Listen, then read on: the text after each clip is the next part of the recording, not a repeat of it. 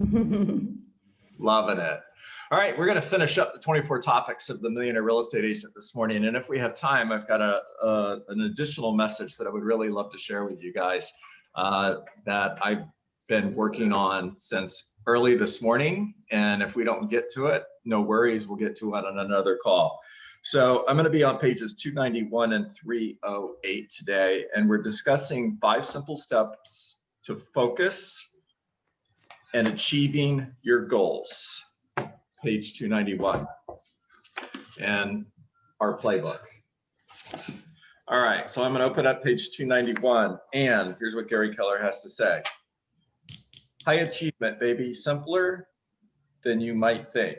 Not easy, just simpler. So if you've ever wondered where the bold law, success is simple, not easy, comes from, there it is, page 290 of the Millionaire Real Estate Agent. I'm going to read this to you one more time. High achievement may be simpler than you might think. Not easy, just simpler. It is absolutely possible to do it. Now, guys, pay attention, because there's a big difference between anybody can and everybody will. Huge difference. When we say anybody can succeed, we do not mean everybody can succeed. There is a big difference. It is our belief that anybody can succeed at a high level, but not everybody will. Why? Well, the answer to that is one word. Anybody want to take a guess? Starts with F. No, it's not that word. Focus. Focus. It's focus. That's it. There's the answer. The great thing about your sales business is that it's not about everyone can do. Great thing about your sales business is that it's not about what everyone can do. It is about what you can and will do. It is about opportunity, not averages. The future of your real estate business depends directly on your ability to focus it in the proper direction. Focus is not enough. Focus on the right things, or the right thing is the answer. Big can be great, but only if you narrowly focus your business on the simple issues that make big business in a great way, that make big happen in a great way.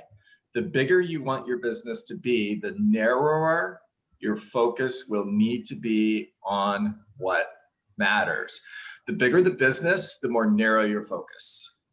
The bigger your business, the more important that first domino conversation is. If you want to have a really big business, page 291, Carol. If you want to have a really big business, you have to have super narrow focus. You're welcome. Focus on your one thing, that first domino. Okay, at the bottom of the page, 5 simple steps. And then we're going to move on to topic 24. 5 simple steps that can lead you to great focus and open up a world of possibilities in your business and in your life. Number 1, create a personal plan and make process your focus. Well, okay, here's a great example. My walk from Boca to Key West, right? Big goal. And if I just back in January said, you know what, I'm going to walk to Key West, and didn't have a plan, and I just took off, I'm going to fail really big. You have to have a plan ahead of time, create a personal plan, and make process your focus. Process means you succeed over time. You don't succeed today. Most people over-exaggerate what they can accomplish in a day. Pay attention. And they under-exaggerate what they can accomplish in a year. You can accomplish anything big if you focus on the process. If you're focused on the goal, you're going to get discouraged and you're going to be tempted to give up. Number 2, time block to get your focus. If it's not in your calendar, it doesn't exist. Start out with your big rocks, or you're not going to have room in your calendar for your big rocks. If you fill up your day with the 80%, you're not going to have time for the 20%. Number 3, get accountability to keep your focus. What gets measured gets done. If I could watch every single one of you, just shadow you on your business day, from the time you got started in the town to the time you finished, and you knew I'm sitting there watching you every step of the way, I promise you, you would get more done. I promise you, you would get more of the right things done because you have accountability. What gets measured gets done. Number 4, make sure your environment supports your focus. That means get rid of all of the distractions. So if you're in lead generation, there should be nothing within a 3-foot radius of you that can distract you. If you're using multiple computer screens, for example, make sure email is turned off. Make sure social media is turned off. If you're making outbound calls and you're using your landline, make sure your cell phone is put away. Those are all distractions. Okay, and number 5, keep your energy to maintain your focus. So that's just going to take us to topic number 4, or 24, excuse me, which is the MREA, Millionaire Real Estate Agent Energy Plan. Page 307. The 5 energy areas: spiritual energy, physical energy, emotional energy, mental energy, and business energy. And I know somebody's going to ask me to put that in the chat, right? So I'm going to say it one more time. Spiritual energy, physical energy, emotional energy, mental energy, and business energy. And here's what Gary says at the bottom of the page. I get up every day by 6 a.m. and meditate and pray for spiritual energy. Then I exercise and eat for physical energy. I hug, kiss, and laugh with my family for emotional energy, and try to do it so that I get to spend time with all of them and still get to the office between 8 a.m. and 9 a.m. I then plan and calendar my day for mental energy and spend my first most energized hours in the office working hard on lead generation and recruiting talent for business energy. I never slack off before 11 a.m. Now, if that's Gary Keller's model, good enough for me.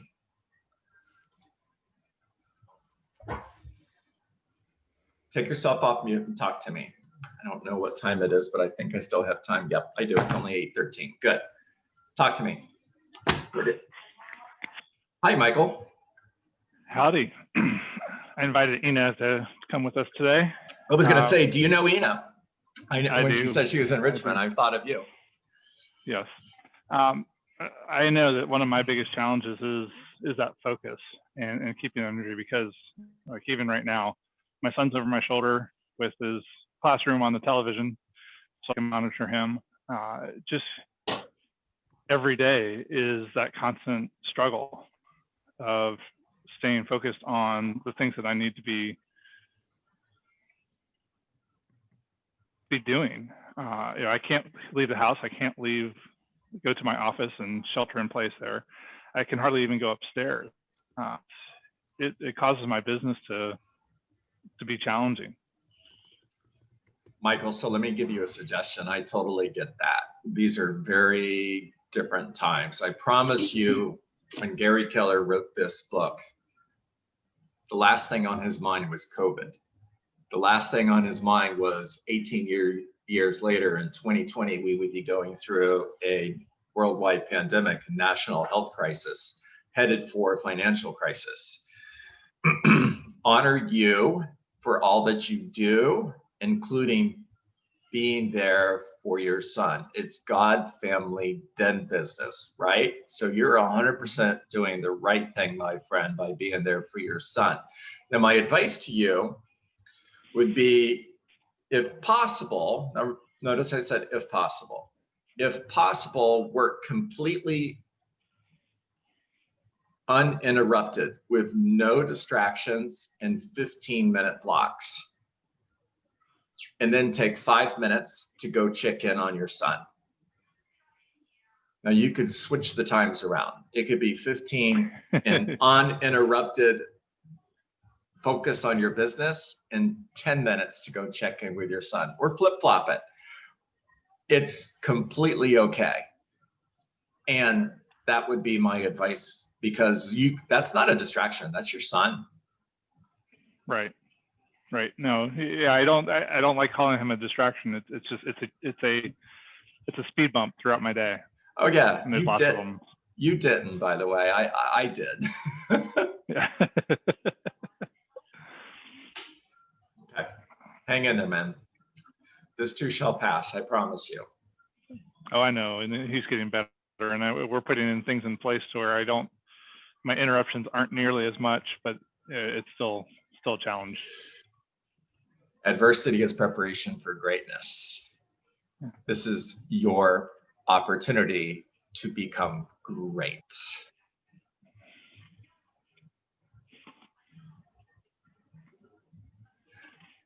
Talk to me, guys. What did you hear?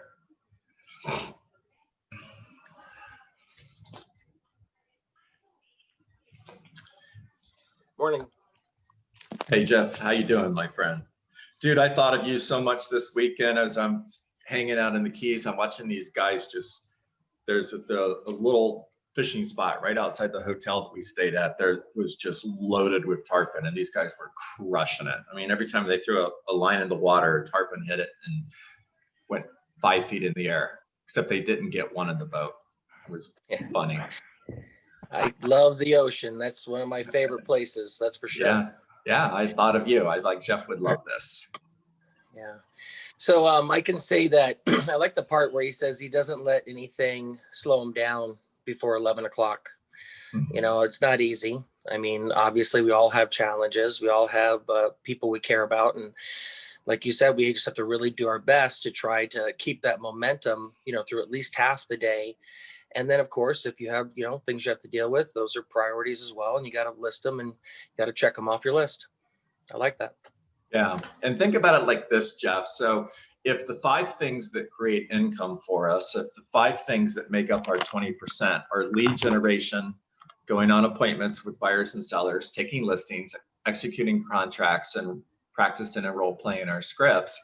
If Gary is telling us that he stays laser focused until 11 a.m., he doesn't talk about the rest of the day, because when you stay laser focused until 11 a.m., which includes your lead generation time, are you going to be scheduling appointments with buyers and sellers for later in the day? Are you going to be scheduling listing appointments and appointments with buyers for later in the day? So are you taking care of the 20% by focusing on lead generation prior to 11 a.m.?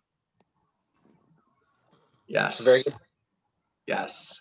It pulls you through the rest of the day. Being highly focused until 11 a.m. pulls you through the rest of the day. It's amazing how this business can bring out the best in us. All we have to do is just, follow the roadmap that's been given to us. Success is simple and not easy. No, definitely not easy. And it was always good to be back on the call. Great to have you here, Jeff. Thank you. Yeah. Can I ask you something, John? Please do, Paige. Yeah. I noticed that, he talked about the order in which he does these 5 energy areas. Is he also suggesting that we follow them in that order? Spiritual first, then physical, then emotional, then mental and business?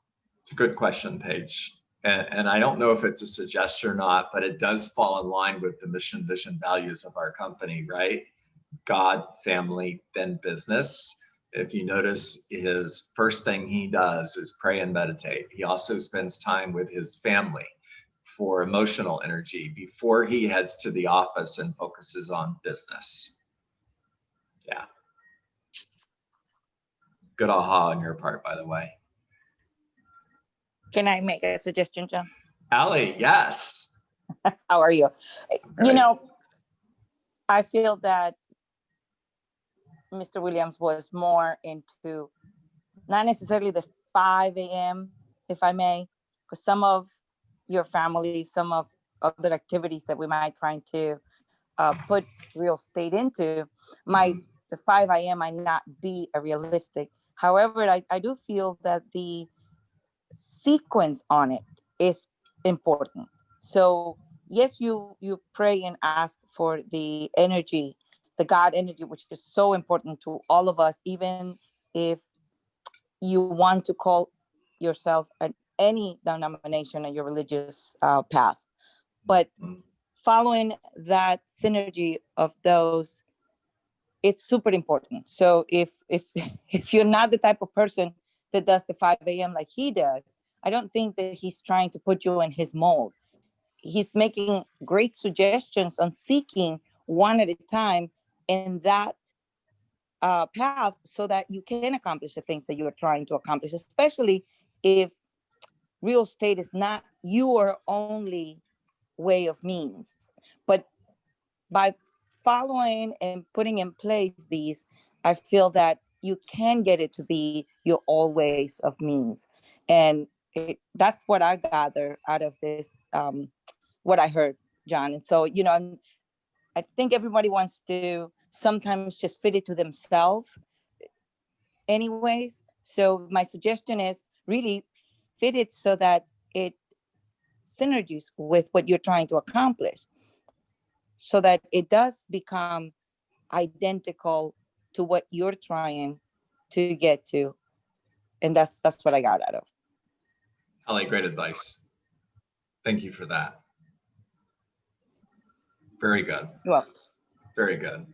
So guys, I want to talk to you about, I'm going to switch gears for just a moment. Let's see, how much time do we have left? It is 8:22. Cool, we have time. And I don't do this very often, only when I am preparing and studying and something hits me and it's a message that I want to share, and somebody needs to hear this. So I'm going to talk to you about thriving on rejection. Remember, reject rejection. No is not a word that lives in our vocabulary. Well, let's change our paradigm for just a second and actually talk about how rejection can be a good thing. In other words, how can we thrive on rejection? As you embark, and I'm just going to read a passage to you and then we're going to talk. As you embark upon your journey with a decided heart, I can promise you that the clamor from your personal peanut gallery of doubters and not so well wishers will roar. It will amaze you. The people you thought would be on your side but aren't might be a larger group than you imagined. If you worry about what other people think, you'll have more confidence in their opinion than you do your own. Your future does not depend on the opinions or the permission of others. If you are afraid of criticism, you will have little impact on the world. Criticism runs rampant. And if you're inhibited by it, you'll drown in its deep waters. Anytime you do anything, listen to this. Anytime you do anything unrealistic by other people's standards, they will be rooting against you. If you worry about what other people think of you, you will have more confidence in their opinion than you do your own. The fact is that criticism and rejection hurt, but you must shield yourself from them to protect your decided heart. Criticism, condemnation, and complaint are creatures of the wind. They come and go on the wasted breath of lesser beings and have no power over me. That's for you, not for me. That was for you, not for me.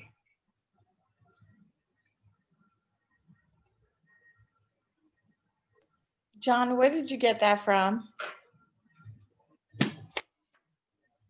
Oh my gosh. Okay, thank you.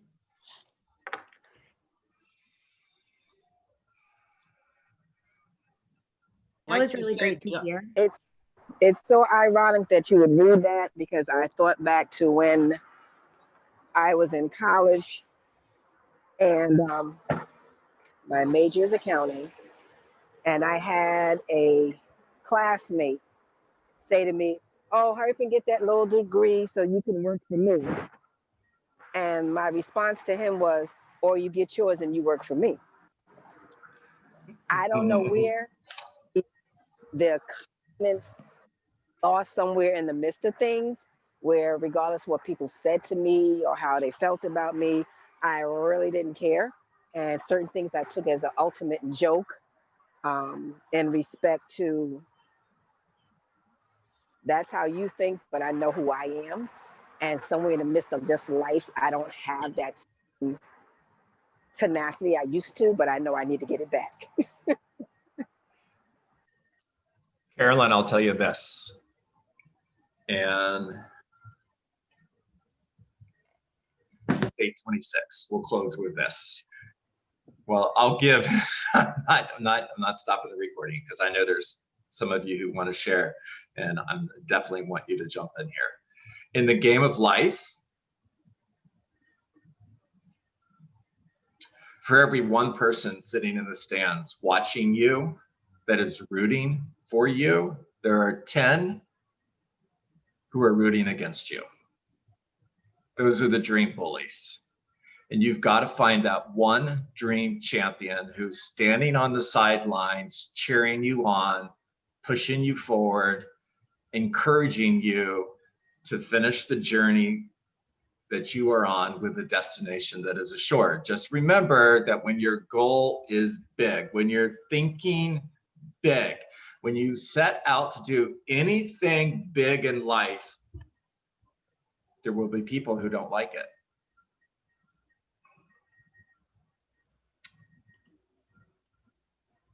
Sometimes those people are really close to you. Yes, agreed. And you know, Pamela, sometimes they think they're actually doing you a favor. They're guarding you and protecting you from getting hurt because, oh my goodness, you might want to be a little bit more realistic. How are you going to feel if you don't hit your goal? I can tell you what's worse than having a goal and not achieving it. Not having a goal and achieving it.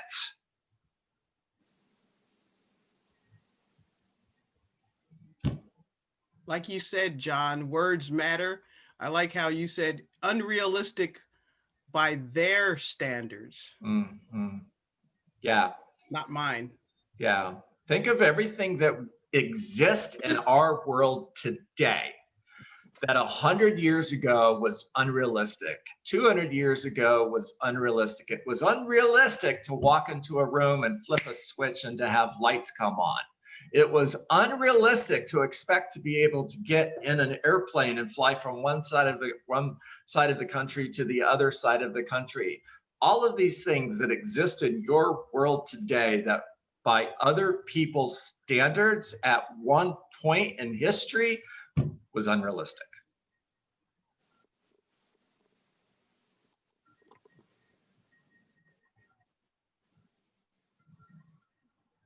Absolutely. Look at Zooms right now. No one ever thought that we could actually work remotely. They thought they needed to clock us in, go into a huge room, sit in a little tiny cubicle, and get to work by someone else's standards. Today, we work remotely by our own and with our own mind and wit. There you go. Awesome stuff. All right, it is 8:30, time to get to work. What is work? Work is focus on your one thing, that first domino. That first domino is lead generation. What is lead generation? It's 20 conversations, not 19, not 18, not 17. Because if you settle for 17 because it's close enough, the 18th conversation could have been $1 million listing and you didn't get it because you didn't make the call. The purpose of lead generation, the purpose of making these calls is to build relationships. These are care calls, not sale calls. And sorry, guys. And our focus, in addition to building relationships, is get an appointment with someone who is thinking of buying or selling their home. Doesn't matter if it's 30 days from now, 6 months from now, or a year from now, because a year from now, you're going to need listings. It's to get a referral or add somebody to your database. Get face-to-face with someone today who's thinking of buying or selling a home. Put them into your pipeline and follow up forever. Reject rejection. And no is not a word that lives in your vocabulary. Make it a great day, everybody. Thank you. Thank you, John. Thank you, John, and congratulations. Thank you. Thank you. My Thank you, pleasure. John. Congratulations. Thank you. Congratulations. My pleasure. Thank you. Thank you.